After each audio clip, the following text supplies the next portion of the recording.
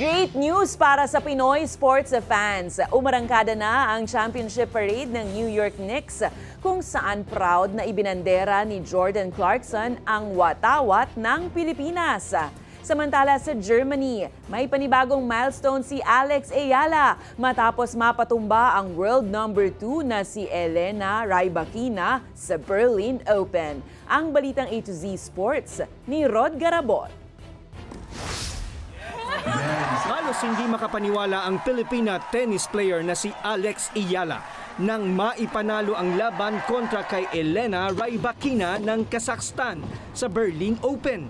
Kung tutuusin, liyamado sa laban ang ranked number 2 na si Elena dahil may dalawa na itong Grand Slam titles at malahigante ang tangkad nito bilang 6-footer. Pero hindi nagpatalo si rank 35 Ayala na ginulat ang kalaban sa pagbalik ng bola. A highlight word would be to be brave, and it makes a big difference when I'm able to do that.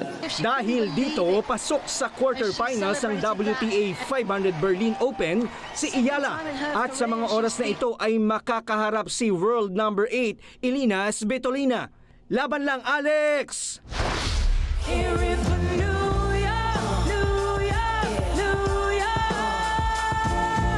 Samantala, sama-samang nagparty ang New Yorker sa harap ng New York City Hall para bigyang pugay ang New York Knicks matapos makuha ang kanilang unang kampyonato sa NBA sa mahigit 50 taon.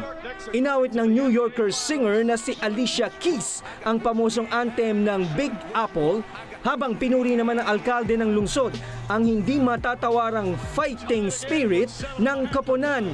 For 53 years we watched. For 53 years we waited. Now we've won. One last time, New York, say it with me. Nixon! Nixon! Nabigyan rin ng pagkakataon ang lahat ng fans na masilayan ng kanilang tropeo sa championship parade ng team. At kasama sa ibinandera ay ang watawat ng Pilipinas na proud na iwinigay-way ni Filipino-American Knicks guard na si Jordan Clarkson. Bahagi rin ng selebrasyon ang pagpapaulan sa koponan ng mahigit 2,500 pounds ng recycled blue, white at orange confetti. Congratulations! Para sa balitang A2C Sports, Rod Garabot.